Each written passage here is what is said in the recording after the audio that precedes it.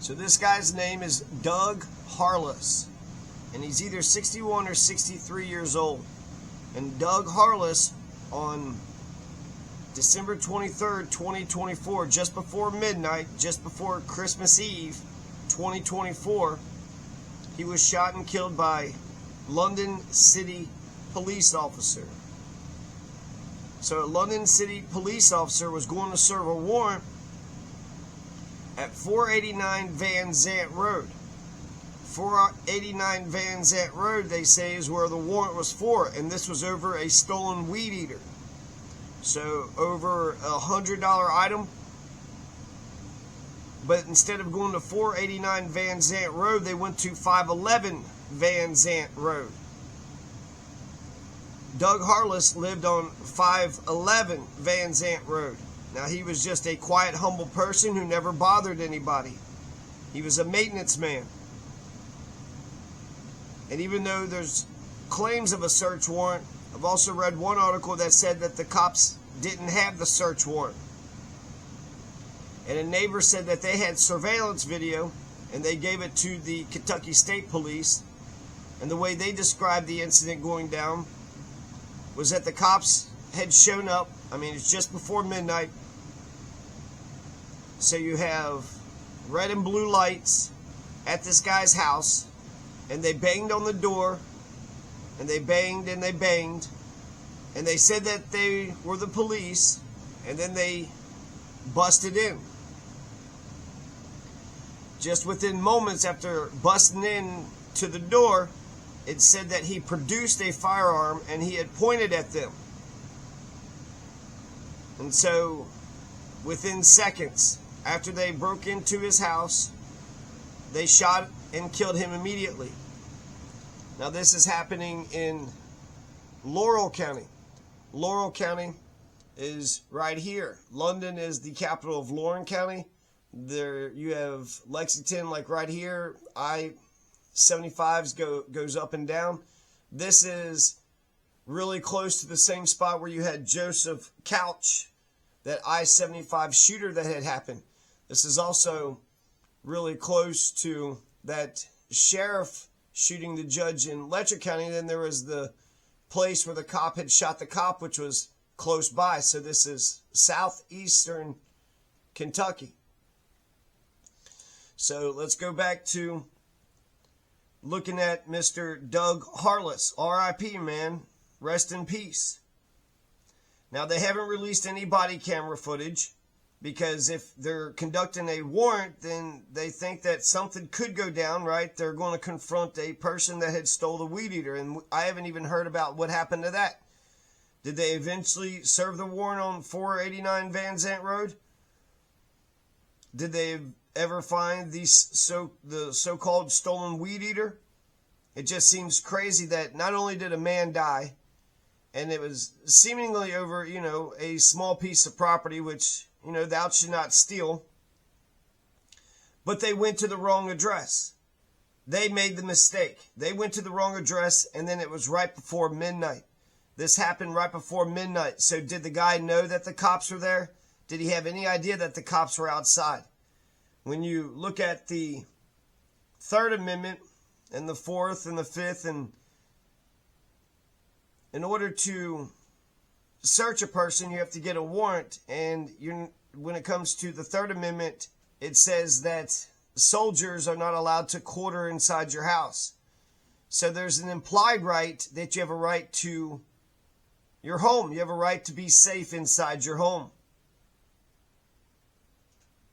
So I could see a situation where there's some people banging at the door. He's sleeping, right? He's been sleeping for several hours. People go to bed, 8 o'clock, 9 o'clock, 10 o'clock, before midnight. So midnight, this is very dark. This is very late into the night. So they show up, and maybe they think that they're, making a strong presence. And if the guy was awake, then perhaps he would have known. But I'm going to give this guy the benefit of the doubt. I'm going to give him the benefit of the doubt because they're at the wrong address. This guy didn't steal a weed eater. This guy had nothing to do with stealing a weed eater. If anything, he lived, two doors down. He might have had some shit that was stolen from his. He's a working man, so he has to go out and work several hours. And if a house 2 doors down was being accused of stealing a weed eater, then that means he lived next to some thieves. So he has to watch over his back for some thieving ass citizens, and then he has to watch over his back for some overzealous cop. So I could see a situation where they're banging, they're making a ruckus, he's sleeping, he's rustled out of bed, gets up out of bed, not knowing what's going on. All he hears is commotion and yelling and people breaking into his door. So he hears a loud commotion, hears people breaking into his door, gets a gun because he's got a gun on his nightstand. He's got a gun in his bedroom. And when he opens the door and he has a gun, then they want to claim that it was self-defense. It was said that 5 shots were shot.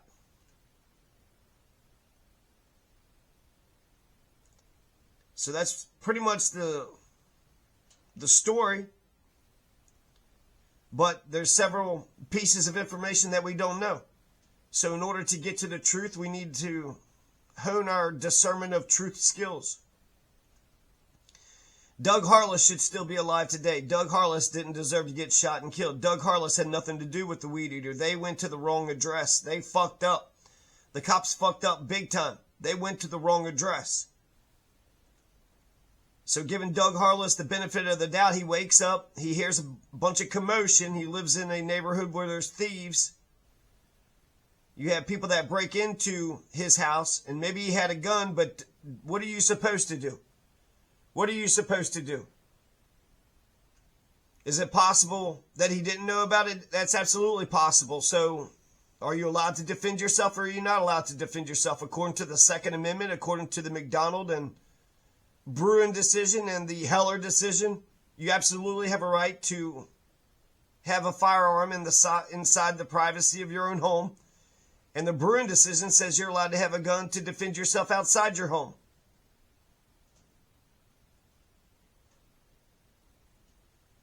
So to discern the truth, there's body camera there. There's also cops that were on the scene. So that means every police officer that was on the scene should file some kind of report, write up all the events that had happened, all the names, all the people that were involved, who was the person they were looking for when it came to the stolen weed eater, and then the search warrant. So I haven't seen the search warrant. One article said that the courts didn't have it, or they didn't produce it, that they couldn't find it. So did they actually have a search warrant? Was this a real search warrant? And then the body camera. When it comes to videotape, the videotape is the eyes of God. That's the truth, the God's honest truth. That's the truth, the whole truth, and nothing but the truth. So let's see how erratic or crazy they were saying this Doug Harless was acting. He's a quiet, humble person, never bothered anybody, a average, regular, working class maintenance man.